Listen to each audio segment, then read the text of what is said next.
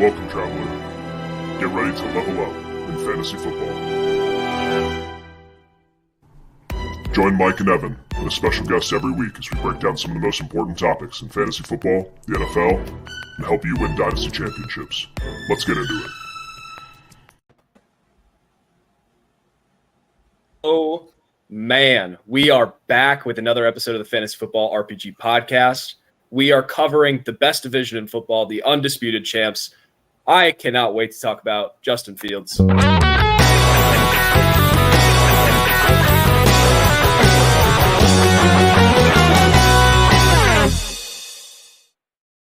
right, Mike, over under 4.5 times you're going to do that this episode. Come on, bro. Oh, smash the over.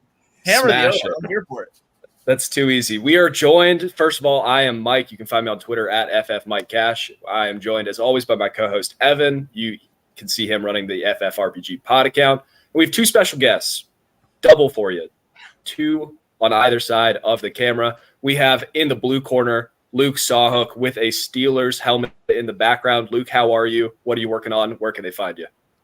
Oh, I'm fantastic. Absolutely just loving life today. I'm sipping on this raw meat over here. It's a delicious Lovely. new flavor of Gamer Subs. Shout out to Meat Kenny and the YouTuber, by the way. Doing fantastic, having a great night. Just got off work, showered, threw on the I Am Knuff hoodie, ready to talk ball with the fellas. You can find me on my Twitter account at Luke Sawhook. Just come on over. Come hang out. You'll find all the chaos from there. It's a good time always. Vibes are flowing. It's a good time to be alive. Love to hear it. And then in the blue corner, we have Chris O'Brien. You can find him on Twitter at 17GamePace. Chris, we are so stoked to have you. How are you? I'm doing great. Happy to be on and talking ball with you guys. You can find me on Twitter at 17GamePace, like you said. Dude, is there a better thing to be doing on a Tuesday night than just hanging out with the boys talking football? Nothing. Yeah, Nothing. this is what we need. All right, let's dive headfirst into our first segment. And now it's time for news and notes. Okay, listen, I know I'm a guest on the pod. I probably shouldn't say this. I'm not going to lie. I've never seen this show before. And I absolutely love these transitions, dude. This is electric. I love it. So, yeah, they're awesome. a little the Goblins are our biggest fans. Those Goblins? Okay, yeah, this is great. I love it. This is fantastic. Goblins, Trolls, whatever you want to call them. All right, importantly, we need to get into, for the Steelers, the Cam Sutton signing was questionable to begin with. Now he is suspended for 8 games. Evan, does this move any fantasy football needle for you, or this is a depth corner that we already hate? Yeah, no, don't care.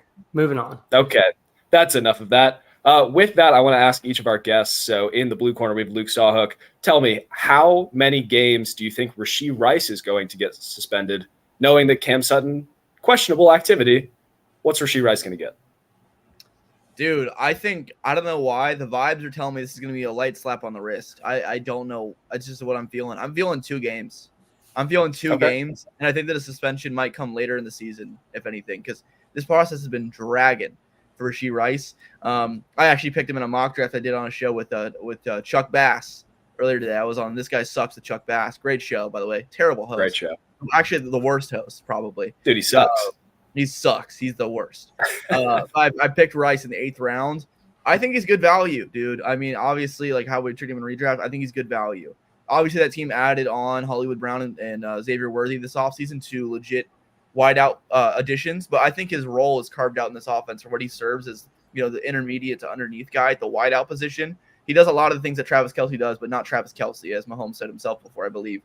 I like Rice a lot. I think that he's going to get a slap on the wrist, and I think he's going to end up being a value in redraft leagues. But I understand the risk, but I think all of his risk is honestly baked into his ADP at this point. So I'm pretty in on him. I'm not going to lie. I like Rice. You're in all formats. We'd love to hear it. Chris, do you have differing opinions or same thing, slap on the wrist? I think it'll be a little more than a slap on the wrist, probably closer to 6 games, I would guess. Not going to pretend like I'm a lawyer here or know anything, but fair. Intuition. I actually am a lawyer, in case anyone was wondering. I am a lawyer, and it's going to be per source is 2 games. First source in big quotes with a eyes going left emoji. But I can definitely see it being 6. Let me format this quote like an MLF football tweet. Trending, : I don't know what else to say. Rashee Rice could, in all caps, be suspended for just 2 games as, quote, it wasn't that bad, per league source. Huge if true. Eyeball emoji. Yep. And then adding Adam Schefter. Yeah. All right, cool. That is enough for She Rice. But speaking of bad driving on the road, Ollie Gordon, which if you haven't heard it yet, we already dove into the 2025 rookies. Go check out that episode. He got a DUI and was arrested for it. He's already come out publicly and apologized. He blew a .10. And then his coach came out and said, not that bad. I've done it thousands of times. Evan, does this move Ollie Gordon down your 2025 rookie rankings at all? No, it happened while he's in college. You know, he's a kid. Everybody's still learning. I don't mind at all. Give me the guys that have that past that can hopefully learn from it and move on. Yep. Anybody have other opinions about Ollie Gordon, or just wild that the You're coach talking is about coming that out? coach, dude? Does that coach have his job still? Yeah, it's the Oklahoma State coach. Yeah, Gundy. God, I didn't know that. That's insane. He is Wow. untouchable. But He really check is. out the 2025 preview. Check out the AFC West preview. Let's dive into our next segment. Let's get into the meat and potatoes. Okay, my only question with that transition is why does he not have any meat? He just has potatoes. Well, he has the meat in his hand. I'm pretty sure that's a turkey leg. I thought it was like a wooden stick that he. No, he's just eating it. Hey, can you play it again? yeah. So I can look at it again. Can you play it? Run that back. Yeah, okay, this is important. Let's get into the meat and potatoes. Yeah, I guess that could be. I guess that No, could be. that's 100. That's 100% a wooden club to go beat up Nah, that's something to have some meat, bro. But it could be a meat. It's a fantasy leg. It just. You don't know what kind of critters they got? No, I have no idea. Yeah, you want to hit that Justin Fields drop again? By the way, it's been too long. We have to hit that over. Well, I'll hit it every time that we mention Justin Fields for this Okay, show. word. So, I mean, speaking of Justin Fields.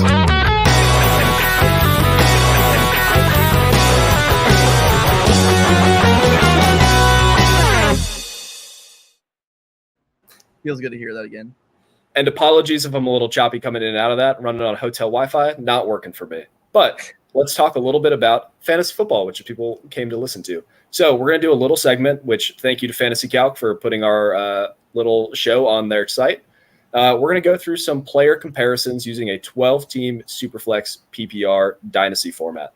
The idea here is that you are a fringe playoff team. Last year, you were on the upswing. You have a younger roster, so like you're hoping to sneak into the playoffs this year. With that context in mind, we're going to talk about specifically two big question marks. Well, one big question mark and one big value question mark. Deshaun Watson, he's a quarterback 22 on Fantasy Calc right now. He is at the going rate of about the 111. I'm going to go around starting with Evan. Evan, are you buying or selling at this price? Yeah, I'm going to buy him at this price because of the fact that if there's any kind of upswing, people are going to start to buy back in to what Deshaun Watson was. They're going to start having that hopium. They're going to break out the pipe and just start smoking that hopium and just getting high on some Watson over here.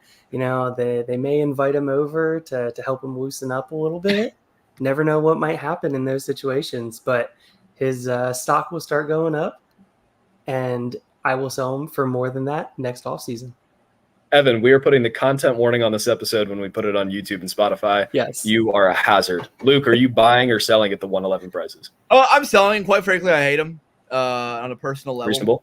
Despise him. But all that aside for a moment here, I think he's not the same player anymore. You know, like what Evan just said there is, I think the reason why you should sell him. I think if he wasn't the player, let me rewind. If he didn't do the things he did in Houston and we just had Deshaun Watson's Cleveland career so far, no one would care about this guy at all.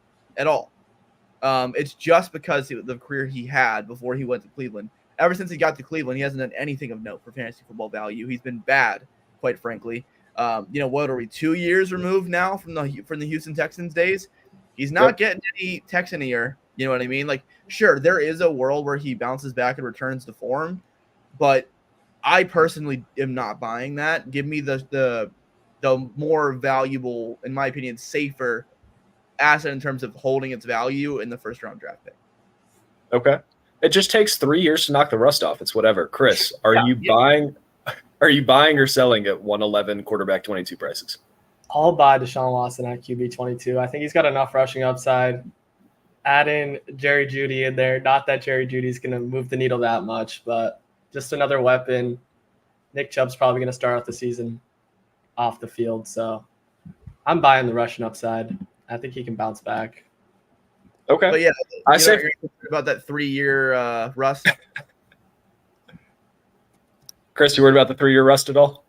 No. Like you said, Mike, it takes at least 3 years to knock the rust off. At least 3. At least. I mean, guys, listen, he last played a game as a Houston Texan in 2020. Okay? He last played a game for the Houston Texans in the Trump administration. Listen, it's 2024. And we're still talking about this guy like he's an elite quarterback. You know what I'm saying? That's Pre-COVID. The thing here. Pre-COVID was the last time Deshaun Watson was a good player. Okay? Since then, hasn't been very good at all. Here's his yards per attempt have gone down from 8.9 with his last year in Houston to 6.5 his last 2 years in Cleveland. That is not what you want.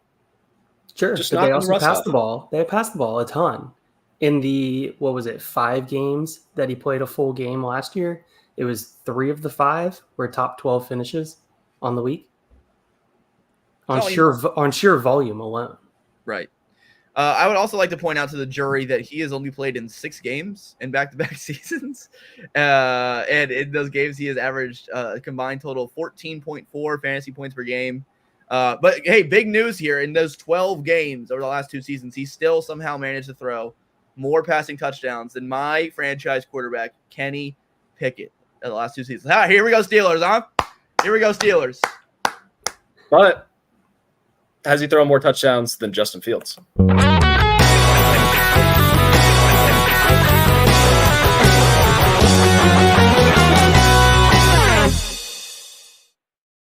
No, he hasn't. Justin Fields has been better, surprisingly. I'm just saying. All right, that's enough Deshaun Watson talk for one lifetime. Let's talk a little bit about maybe the dynasty wide receiver one, another hot topic in the community right now, Ja'Marr Chase. He seems untouchable for a lot of people, but the 103 and 105 rookie fever might be hitting some people pretty hard. Evan, with the context of being an ascending team hoping to make the playoffs, would you rather have the 103 and 105, so like Malik Neighbors and Jaden Daniels, or Ja'Marr Chase? Yeah, for me, especially being a Superflex league, assuming that I'm going to be able to take Ja'Marr Chase, be able to go get a Neighbors, and then at the deadline, if I really am a competitive team looking at that, 3-4 spot right there, I can be able to still flip Neighbors for a more production style wide receiver. So yeah, I would absolutely do that in a heartbeat. You could see Neighbors just volume his way to the most disgusting 1,000-yard season we've ever seen. But Luke, Ja'Marr Chase, 103 or 105? I'm in the camp of the the Ja'Marr Chase untouchables for the most part. I mean, this guy's you're gonna need to give me your firstborn son for Ja'Marr Chase at this point. Like he is absolutely You guys have sponsors? That's sick. I don't have sponsors. Sponsored by W. Which PS? You were drinking an energy drink earlier. Use code FFRPG at checkout. I wish it's the same thing. You mix it in with some water, it's a good time. Hey, shout out to those guys, I guess. Maybe sponsor me if you want. Love you. Anyways. I would rather have Ja'Marr Chase for sure. I mean, this is an elite producer. He's young. He's going to be fantastic. And yes, Rhett, this is where the cool kids chop it up. We're chopping it live on air for you, my guy. But yeah, Ja'Marr Chase all day long. Don't even think about it. I'm going to close my eyes and hit accepts like 19 million times. Thank you so much. Very fair. Chris, any differing opinion? I guess we have 2, so I need you to be the tiebreaker. I'm with Luke on this. I'm going with Ja'Marr Chase. Are we actually getting Neighbors and Daniels with the 103 and the 105? Neighbors and Daniels, Neighbors and Bowers, Neighbors and May, like some combination of top 5 players. If you can guarantee me Daniels and Neighbors, maybe, but I'm still probably going with Chase there. Chase is so good, man. Like, think about it. Even if Jaden Daniels, let's say Jaden Daniels gives you QB 14 output this, next season, and Malik Neighbors becomes an eventual top 10 wide receiver, I still think I would rather have Ja'Marr Chase. Like, he's going to be a top 5 wide receiver, I would say comfortably for the next 5 years on paper and like in redraft leagues. Like, he's going to be stupid good for the foreseeable future and beyond. Like, he's like one of the safest dynasty assets you possibly can have, in my opinion. So I would keep him for no less than like the 101 and the 103. Like, I love Ja'Marr Chase. Okay. I'm a Steelers fan. That's fair. Yeah. I also love Ja'Marr Chase, and I like bullying Evan, so this is good for me. I would take the Chase side as well. I just think he's that kind of player that you need to have 3 first, and I would take 103, 105. If you sprinkled the 109 on top, now I'm in. But at 103, 105, like, get lost. Hit my inbox another time. Let's move into some of the impact moves in the offseason and how to adjust fantasy football pieces there. So first up, we have the Baltimore Ravens. They added, I don't know if you guys have heard of him, Derrick Henry, pretty medium. They added Josh Jones at tackle. They traded their kick returner. Thanks for including that, Evan. They drafted Devontae Walker, who I don't care about and is bad. They added Rasheen Ali, who I know you guys at home can't see these notes. This is the most thorough offseason moves notes I've ever seen in my life. Like, they have every poop the Ravens have taken this offseason on the clock. There's so many names in front of my face right now. Just for this is what happens when you put an engineer in charge of putting together show notes. You get every little detail. Evan is a smart guy, which is why we keep bringing him back. Departures, they lost Kevin Zeitler. They lost Odell Beckham. They lost Gus Edwards. If any of those move you, Zeitler might. They lost Devin Duvernay, another kick returner, RIP. Morgan Moses, Josh Simpson. The big takeaway here, they lost all of their running backs of note. They brought in Derrick Henry to eat everybody's lunch. And then they lost 3 starting offensive linemen. Evan, with those moves, are you worried about Derrick Henry continuing to be almost like a little inefficient? Like we've been talking about, like, man, can't wait to see him behind a good offensive line. And now we don't know, like, are the Ravens going to be a good offensive line, or is that a thing of the past? I mean, the Ravens still have a solid offensive line. It's definitely not nearly the offensive line that they had last year. So let's definitely remember that. But Linderbaum is one of the best, if not the best, centers in the league right now. Yep. You still have Stanley at left tackle, which is an absolute just beast out there. You still have Lamar Jackson to be able to hold defenses, keep them accountable. So, yeah, I mean, efficiency-wise, he's still Derrick Henry. He's still an absolute dump truck to try and bring down. He's going to maul you. He probably does have a dump truck right there. Has anyone raised your hand if anyone has seen a confirmed Derrick Henry dump truck? Because I have not. Nobody? Okay. No, I think I've seen the quad pics. I haven't seen the dump truck. Let's talk about this after stream. After the stream's over, maybe we can do a screen sharing, like Google search session. Yep. I'll put it in private mode. But yeah, Evan, I agree. I think Derrick Henry will continue to be at least like a reasonably efficient running back. Luke, how do you feel about his redraft price right now? So he's going off the board somewhere in the 2-3 turn, somewhere around like running back 9. Are you in at those prices? I absolutely love it. Seriously love it. I think he should be at the very end of the first round, maybe even early second round. I love him this year. I think he's going to, like, if you woke, Mike, let me give you a scenario. If you woke up from a coma tomorrow and all of a sudden you wake up, it's April 23rd, 2025, and you open your fantasy app to see your auto draft team won a championship, and you look at your running back spot and Derrick Henry is there. And you're like, holy shit, Derrick Henry scored 21 touchdowns. Would you believe that? Because I think I would. Yeah, I would believe it. Like, Gus Edwards scored how many touchdowns last year? What, like 13? 13. Like, Derrick Henry's going for at least 16 touchdowns next year. Like, you can book it. Like, I don't know if I can bet on that somewhere, but I will. Like, he's going to absolutely smash for the Ravens. Even if he doesn't have the most efficient year on the grounds, I don't really care. They're going to pound the rock. It's Baltimore. They always do, right? I mean, they spread it around a lot more last year than in the years prior, but Derrick Henry's going to get his fair share of carries. He's going to get his touches. He's a grinder. We all know this. He's going to, he's going to feast at the goal line. Lamar Jackson doesn't score a ton of like 1-yard touchdowns. He scores those like 10+ yard rushing touchdowns a lot of the time. I think Henry's going to easily score 15+ tutties, and I like him over the likes of, I have him like in the same tier as Saquon personally. Like, I think he's that good of a pick this year. I think his ADP is super cheap, and I really like him in drafts. Yeah, that makes a ton of sense. Chris, I want to throw it over to you from a dynasty perspective. What would you be willing to buy Derrick Henry for if your competing team, you want a running back 2, running back 3, like you just want to beef up that room a little bit? What is the earliest pick you'd be willing to part with? That is a good question. I was going to echo. I'm putting you on the spot. A lot of what Luke said, I agree with. He's good. Putting a pick to his name, I'd probably go all the way up to, what is he's 30? How many years of solid production do you guys think he has? Buy me some time 2. here. 2 top 12 I seasons. would say 2. Yeah. That's kind of the window we're looking at in Dynasty, though, right?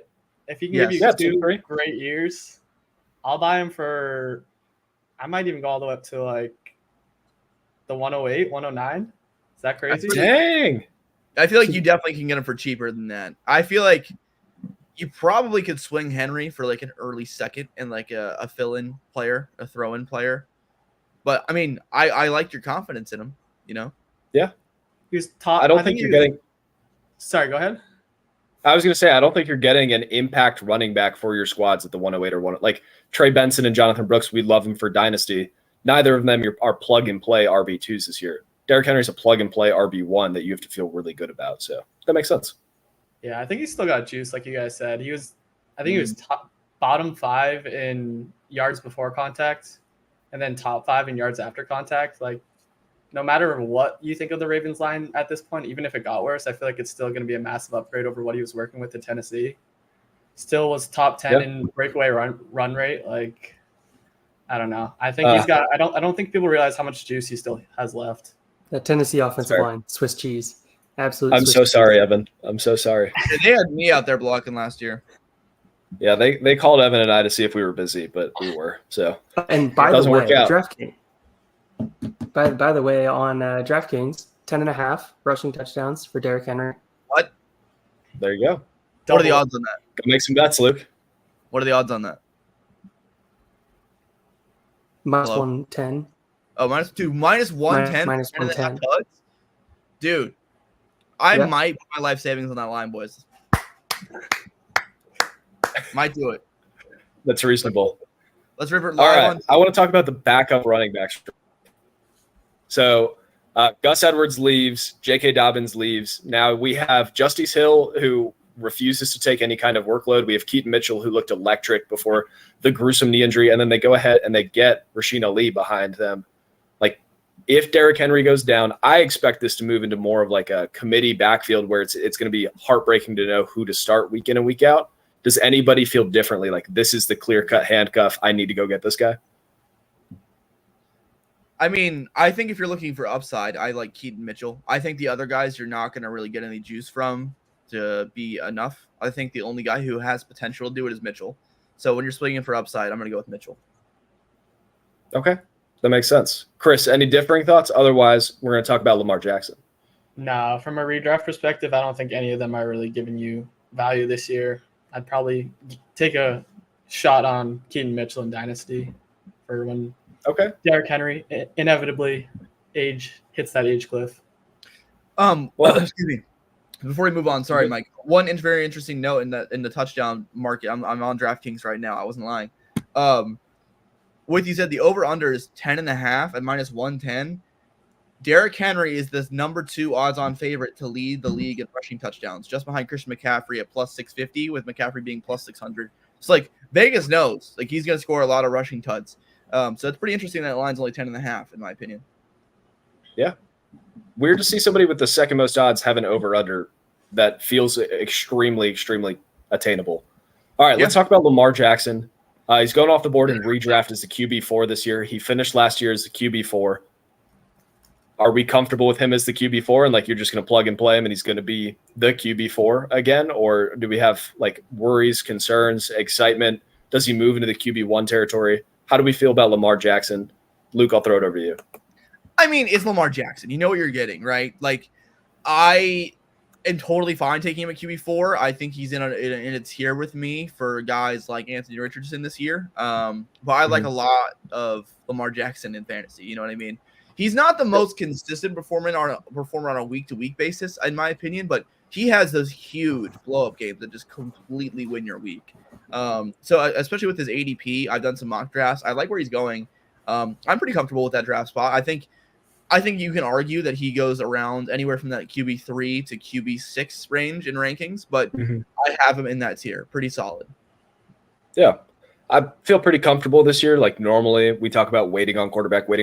Like, this could actually be a year where you just really wait on quarterback. You either get the top of the top 2 between Allen and Hurts, you wait and get the top 6 between Lamar, Burrow, Stroud, Richardson, or you just completely punt on it. And like you can go get Jaden Daniels for free. So there's lots of things to like in the quarterback market and redraft right now.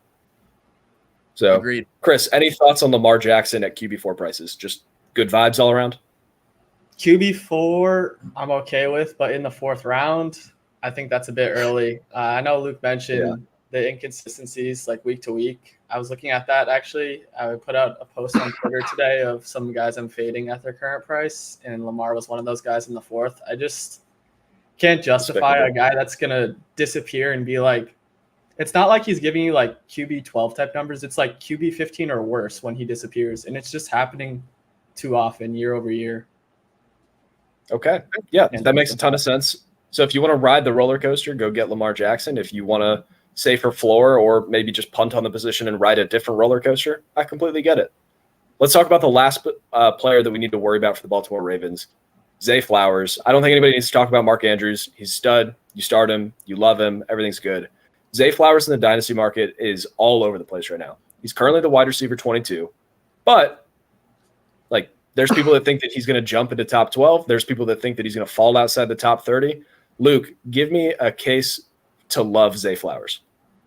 I pitch to love him. Man, he's a really talented player with a great quarterback. You know, I think that's the most important thing. I mean, he was a rookie last season. We saw what he was capable of doing. He's a really good player. I think the biggest thing for me is Baltimore. Can they make that elite wide receiver happen? We haven't seen it with Lamar Jackson in Baltimore, really. You know, we've seen it with Mark Andrews. We've seen great seasons for running backs in Baltimore. I just want to see if he can do it. Give a good wide receiver season in Baltimore. The scheme changed last year. I think Flowers definitely has the potential to have some big weeks. I see him as a wide receiver 2 long term. I think his dynasty price is honestly pretty accurate. That wide receiver 22 range. I think at the end of the season, I will predict his price increases a bit. I think at the end of the season, we'll see his price sitting at a wide receiver 18. That's my prediction. Okay, that makes sense. Chris, I would love for you to give me a case against him, or if you don't want to, give me another case for him, and then I'll roast him. I can give you the case against him. When he was on the field with Mark Andrews last year, he was not seeing the same target share. I think it was Mark Andrews missed the beginning of last year, right? What was it? Was it just week 1 or was at it the end? What's that? I thought it was just a little bit at the beginning. I thought it was just a little bit at the beginning, and then the hip dropped out. Anyway, yeah. The target share wasn't the same with Mark Andrews on the field. Zay Flowers is the guy I have trouble with. I feel like he's so talented. Like we saw in the AFC Championship game what he can do if he's used downfield a little bit more too. But he was kind of a low ADOT and just a massive target guy when Mark Andrews wasn't on the field. So I guess that would be the case against him, is he's just relying on that large volume that won't be there when Mark Andrews is playing and healthy. That's fair. Great case against. Evan, I'm so glad to have you back. Let's move on to the Cleveland Browns. Walk us through the additions and departures. I know they lost their elite quarterback. Yeah, so for the Browns, we obviously got the Jerry Jeudy trade right there, big time trade in the offseason. You're getting famous Jameis. You know, everybody loves some Jameis Winston. They're getting former Pro Bowl quarterback Tyler Huntley. Oh man, what a signing right there. Nyheim Hines finally returns. Hopefully he's going to be healthy. Could actually be a really good kick returner if you're in any kick return leagues. So that could be a lot of fun. Wait, did you say kick returner?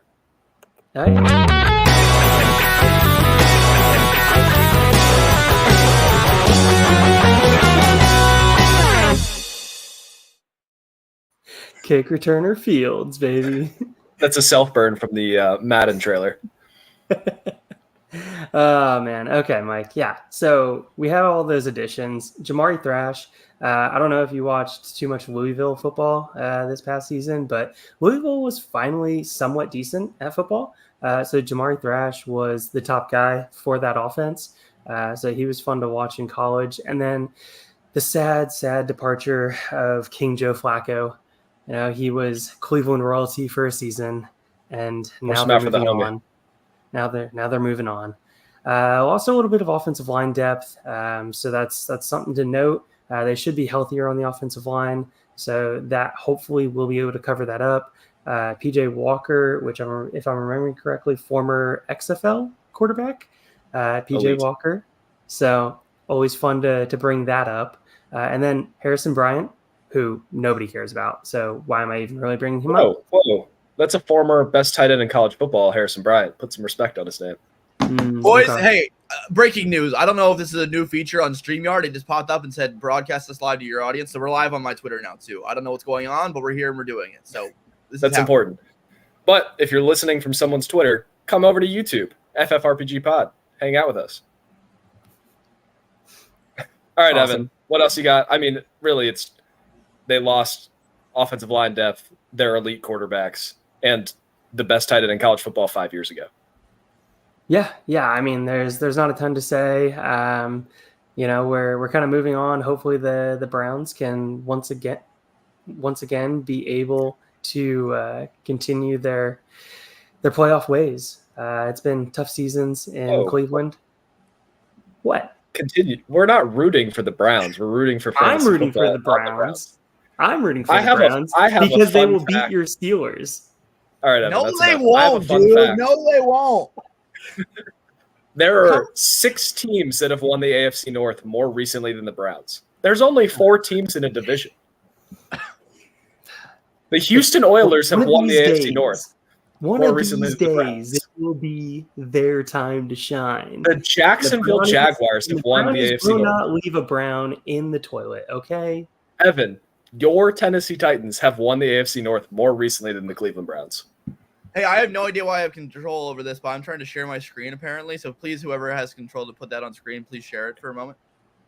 This is very important. Come on, Mike. Mike, this is very important. Put it on the screen. And my laptop exploded trying to do that. So there we go. Show that the Cleveland Browns are 5-14-1 against the Steelers over the last 10 years. Thank you so much for your time. That's all. A very important note. But let's dive into the fantasy football impact of some of these things.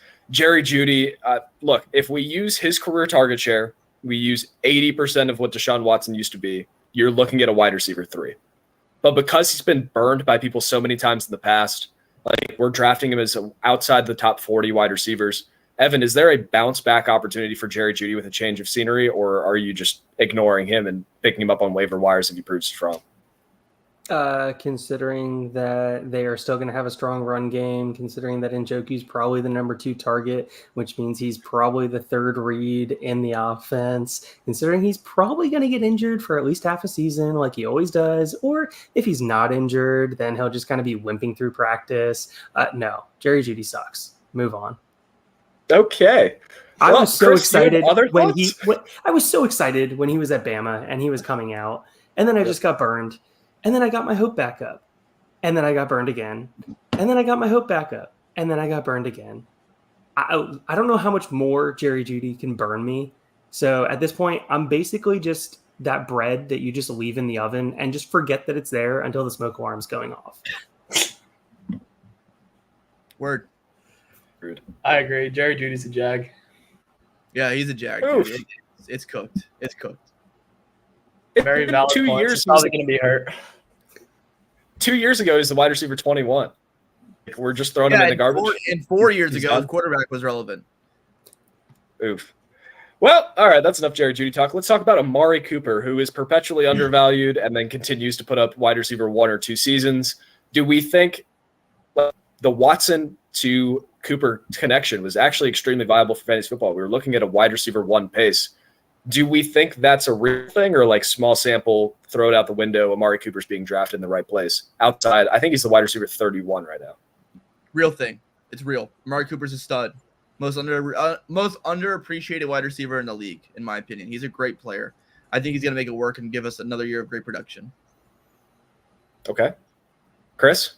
Yeah, I'm all in at cost. I know you mentioned the pace with Deshaun Watson. I think it was 1,600 plus yards. It was a 5-game sample, so not that. I mean, obviously it's small, but we've used smaller samples to justify players. Set career highs each of the last 2 years with the Browns, as far as touchdowns last year and then yards this year in 15 games. So I think he's still got juice. I think he's super underrated and a great value this year. Yeah, he was it's not like he's Keenan Allen. 5% below his career reception percentage last year. You add that 5% to more receptions, take his ADOT, you're bumping him up even further. Yeah, all in. Come on. Let's go, Mike. Yeah, it's not like he's – I'm in as well. I think it's ridiculous. You want to buy him too. I know. We're all in. So, okay, Go buy Amari Cooper in all formats. I thought somebody else was about to say something. All right. Let's talk about David Njoku, tight end, I think 11 right now in ADP, which doesn't make any sense to me. Evan, how do you feel about David Njoku? I'll make it easy. Just give me your vibes. Ever since he got burned, he's come out a new man. That's wild. That's a crazy thing to say, and that's okay. I think we all agree, though, David Njoku, probably the second option in the offense. Does anybody disagree? Nope, I love him. Nope. All right, sweet. And last but not least on the Browns, let's talk about the running back room real quick.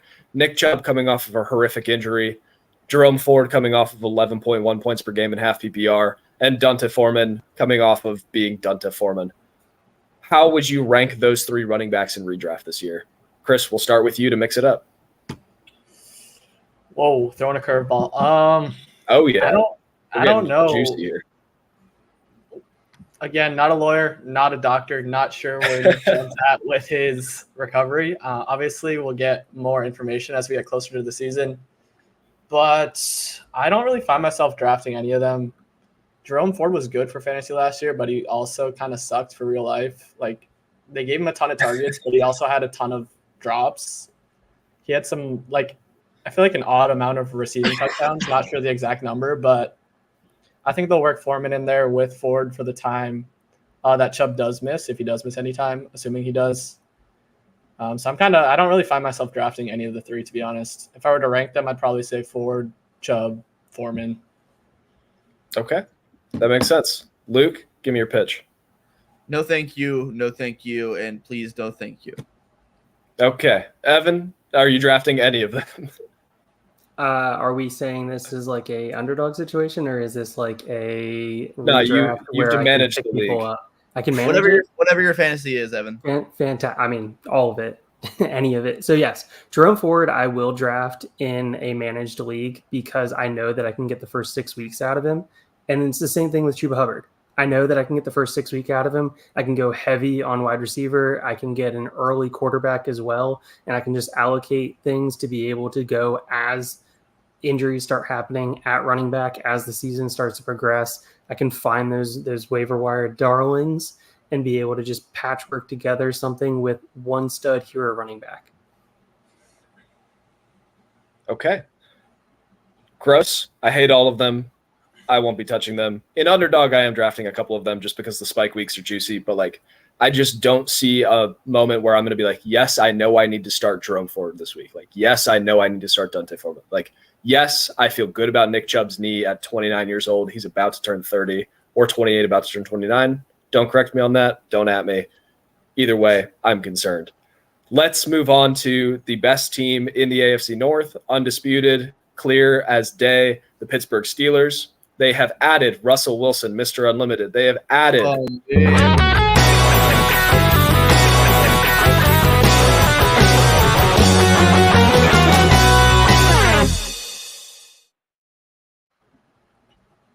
Justin Fields. That just makes me so happy every time. They've added the best kick returner in the league outside of Justin Fields and Cordero Patterson. They've added Van Jefferson and Quez Watkins, which makes me want to throw up in my mouth. Also Scotty Miller, which makes me want to throw up in my mouth. They added a bunch of running backs, but really the key here, they bolstered the offensive line. They drafted Roman Wilson to be the presumed wide receiver 2. As of right now, Van Jefferson's in the pole position to be the wide receiver 2. There's not a lot of fantasy points to go around at the wide receiver 2 position in Pittsburgh. They lost Deontay Johnson, who is perpetually slept on. They added by subtraction by losing Kenny Pickett, who they traded Kenny Pickett for more than they had to give up to get Justin Fields.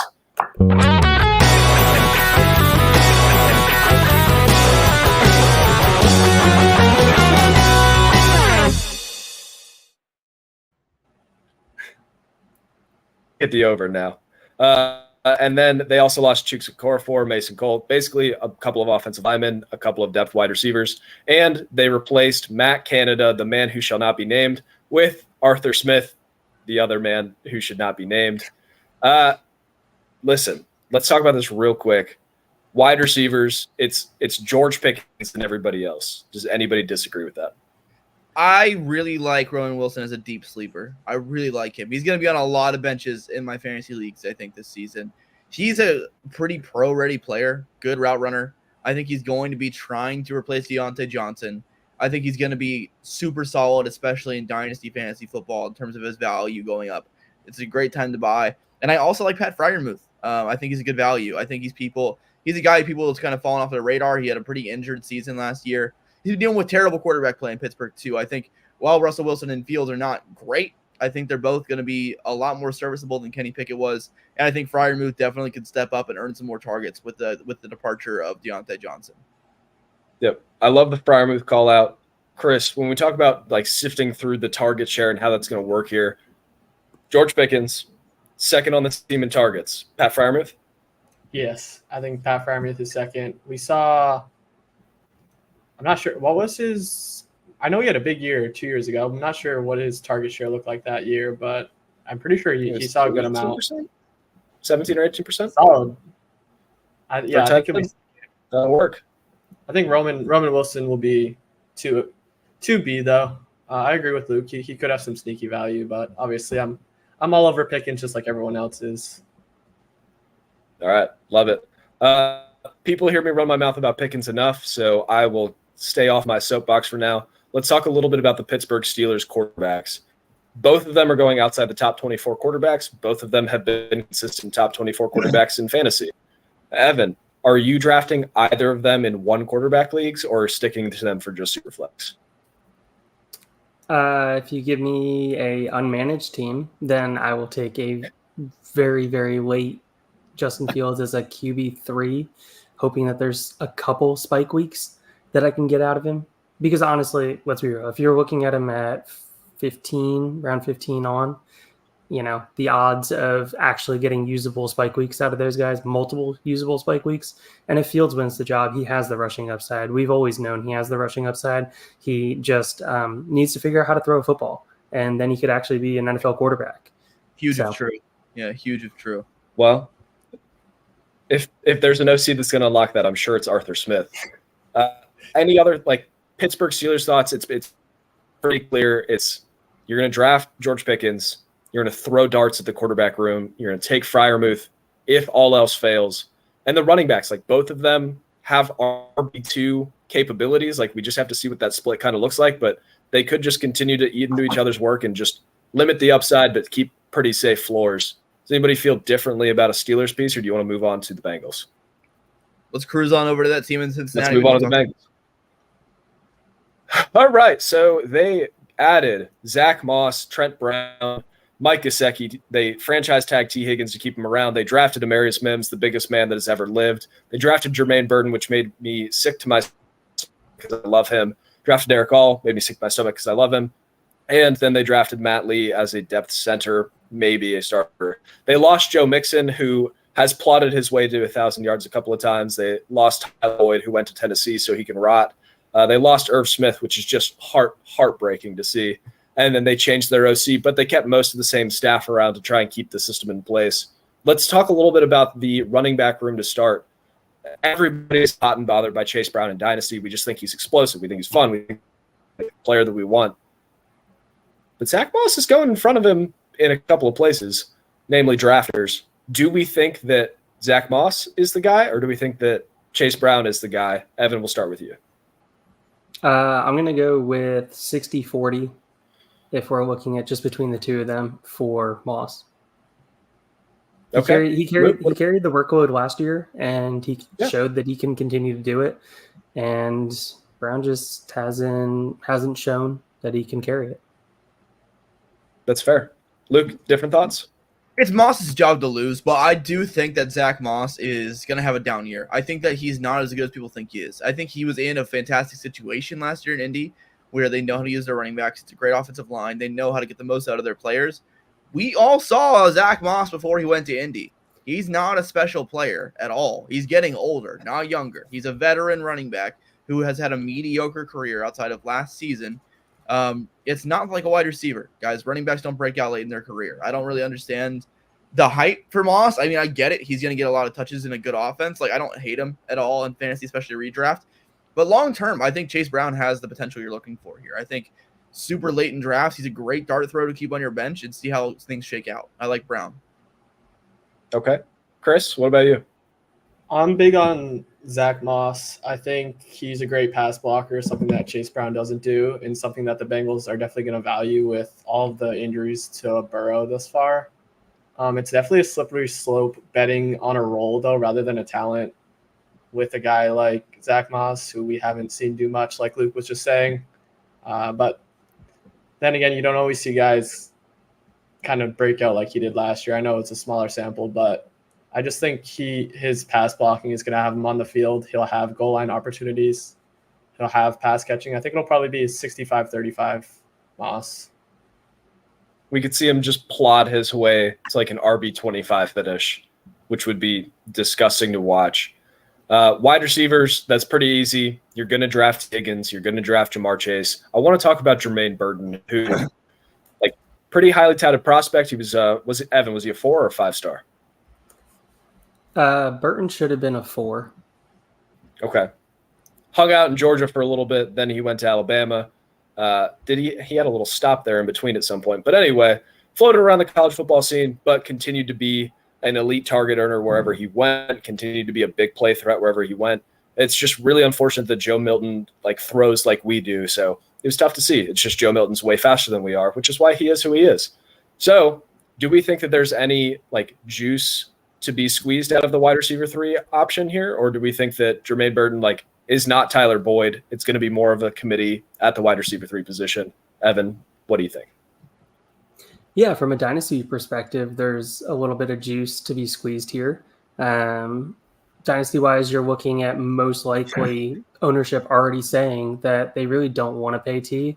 So most likely ending up moving on from T coming next offseason, especially knowing the situations that they're in. So you could have a wide receiver 2 on the Bengals, which has an elite QB. Well, maybe not elite, Mike. I know you have some good Twitter trolls on that. And then an elite wide receiver 1 in Chase already on that team to be able to pull coverages away from him. So he should have opportunity, especially in the future. I think this season, I wouldn't have super high hopes for him, though. Yeah, that's fair. I love him in best ball because his skill set is getting open deep and then running with it afterwards. I think in managed leagues, it could turn into a little bit of a heartbreak. Like you start him, he gives you 0. It could be just Gabe Davis, but with weirder spike weeks. Luke, how do you feel from a redraft perspective with Jermaine Burton? Is he somebody you're targeting really, really late in your drafts, or is he kind of off your board in a managed league? I mean, I think he's a really, really late pick. I don't really have that much interest in him this year. I think it's too early to tell, though. I think I need to see preseason and training camp for a lot of these rookies, especially the mid-round wide receivers. But I think he's definitely a name to monitor as we move forward for sure. I just want to give a quick shout, though. I think T. Higgins is legit the best value in fantasy football drafts. He left a bad taste in manager's mouth last year due to his injuries and just inconsistency overall. But T. Higgins is a fantastic player.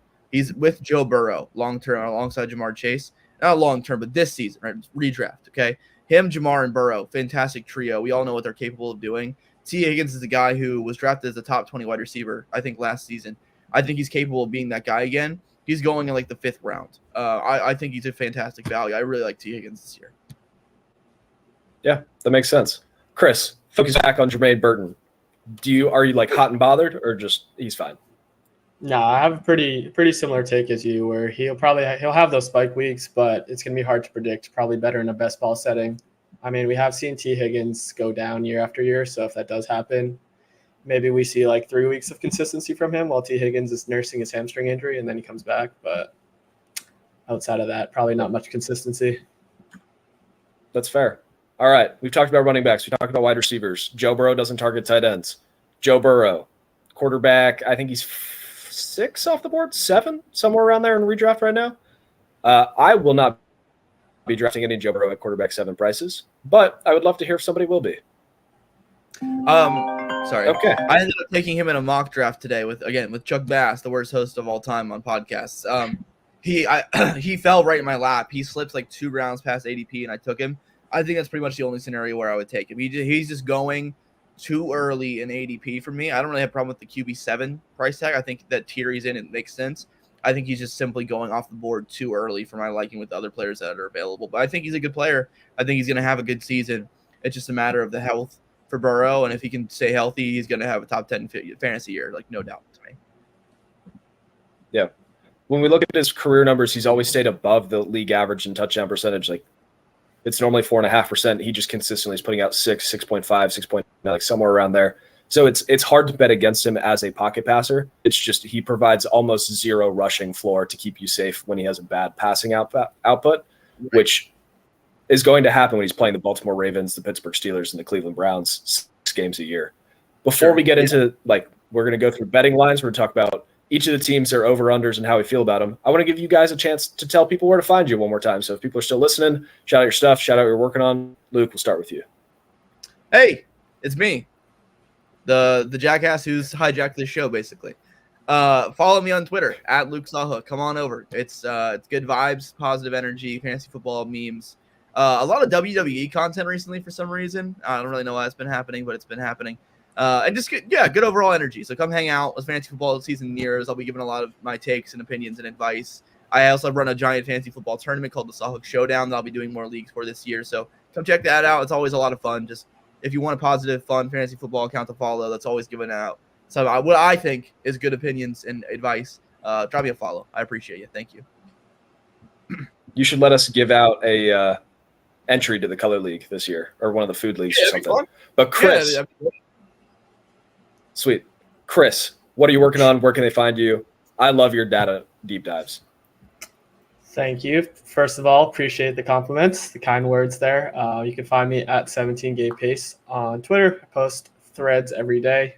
Some people hate threads, some people like them. So if they're your thing, come on over. I also do a little bit of writing at Player Profiler, working on some stuff for the draft kit that they release. So excited to see the product of that. And then currently I don't do much video stuff, but trying to get into a little bit of short form video content on YouTube. And that is also at 17 Game Pace, but not much out there quite yet. Nice.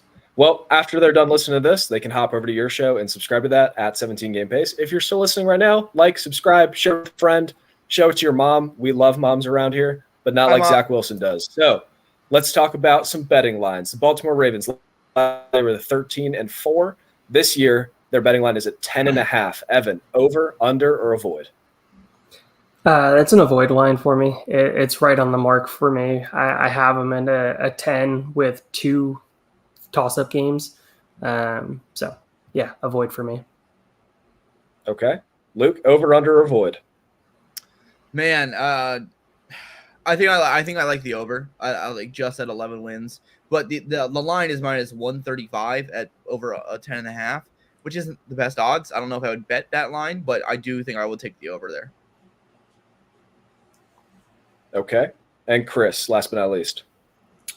I'm probably just going to avoid. I feel like betting on any over, under, or any over for wins for an AFC North team is just a slippery slope with how good the division is. I don't hate the line, but I'm just not going to bet. I'm not going to bet on the over for any of these teams. That's fair. I am definitely avoiding this one because it's 10.5. If I go over and they get it, I'm going to be mad. So I don't want to win money that way. So I'm going to avoid it. Let's talk about the Cleveland Browns. Last year, they were 11-6, starting anybody they could find at quarterback. This year, they're at 8.5 with Deshaun Watson. So, like, say what you will about Watson there. Evan, over, under, or avoid? Yeah, I'll take a chance on the over here. The defense is still elite at home, absolutely elite. One of the best defenses in the league at home. On the road, completely different, Jekyll and Hyde type of defense. But hopefully the offense can be able to carry them when they're on the road to be able to keep games close. And they can absolutely just pound the ball down people's throats at home. That's fair. Luke, what about you? Man, it's tough. I think I'm going to go the over as well. I think I'll side with Evan. Elite defense. I think that the offense doesn't have to be very good for this team to win a lot of games. I'm going to take the over. That's fair. And last but not least, Chris. I'll take the over. I'll just go back on everything I just said about betting any over on any team in this division. You guys convinced me the defense is elite. 9 wins. I can get behind that. Exactly. Yeah. this is a bad show because we're all agreeing. I'm also going to go over. Like, elite defense, if Watson is even okay, they could win 10 games. If Watson is bad, they're still going to win 9. I hate to say that about the Browns, but it's a new era for them.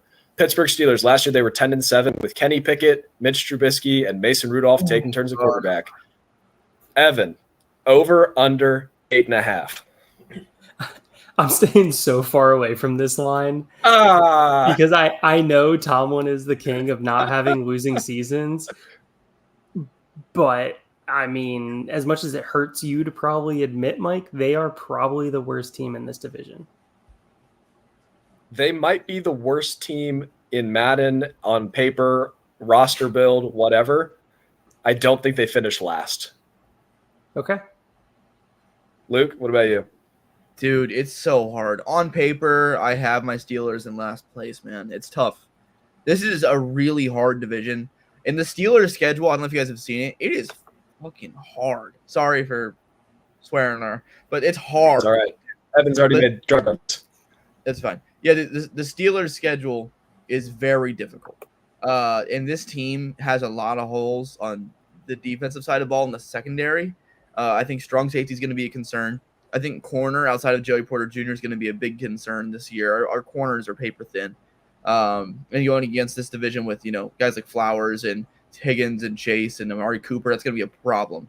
I think that overall the Steelers will win at least 7 games, but that line of 8.5 is perfect. I think it's exactly where I'm at with them this year. Man, it's tough. I think I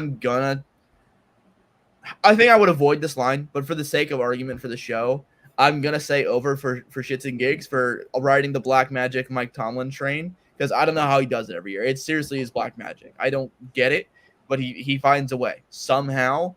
It's so weird, right? Because they've had such bad quarterback play and have managed to put together winning seasons, right? Yep. But we have an upgraded quarterback this year, right? It still feels bad on paper compared to a lot of these teams we're playing. The Steelers are weirdly good in division. They were 5-1 in the North last year, which is very impressive. Best record in the North. Outside of the North, we always struggle with out of division opponents. It's so hard to predict. I think right now, off the top of my head, I think the Steelers are probably going to split the North. Let's say split the North 3-3, right? I feel like that's fair. Outside of that, I don't feel very good about our chances out of division. I think we're looking at a below 500 season for the first time in Mike Tomlin's tenure. I'm going to predict 7-10 as the record, but for shits and gigs, I'm going to take the over on this line for Mike Tomlin Black Magic. That's fair. I'll Logic under, line. Black Magic over. Chris, what you got? I'll avoid this line going back to what I was talking about with the Ravens. Just tough division. I agree, massive quarterback upgrade, but I'll shoot it over to you, Mike, because I know you'll probably have a lot more to say about the Steelers than myself. Ladies and gentlemen, the Pittsburgh Steelers are going over at 8.5 wins. Let me talk you through the schedule. Falcons, win. Broncos, win. Chargers, win. Colts, win. Cowboys, win. Raiders, win. Giants, win. Commanders, win. Ravens, loss. Browns, loss. Bengals, loss. We're looking – they just have to win 2 of their last 10 games to hit 9 wins. But that's the thing, is the back half of the season is disgusting. It's the beginning feels better.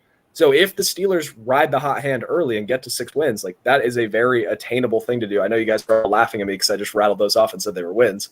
But there is a world where the Pittsburgh Steelers are 6-0, and then they go to the Jets and have a rude awakening back to reality. I think football analysis, I would avoid this line. Steelers fan, I'm taking the over and you can't stop me. But let's finish it out with the Cincinnati Bengals. AFC North last place Cincinnati Bengals. Evan, last year they were 9-8. This year they are 10.5. Over, under, or avoid? Under. I feel very vehemently safe here with saying under. 10.5. It's not going to happen. You look at the offensive line, and it is an offensive line that is struggling, to say the least. They have 1 wide receiver, with T. Higgins being hopefully a second wide receiver for them. They have Hendrickson on defense, and that is pretty much it of what they have on defense. Whoa. Eli Apple. Maybe. Oh, yes. Eli Apple, I'm pretty sure, plays for the other team whenever he plays defense because all he does is try and help them score points. Someone needs to check his FanDuel account.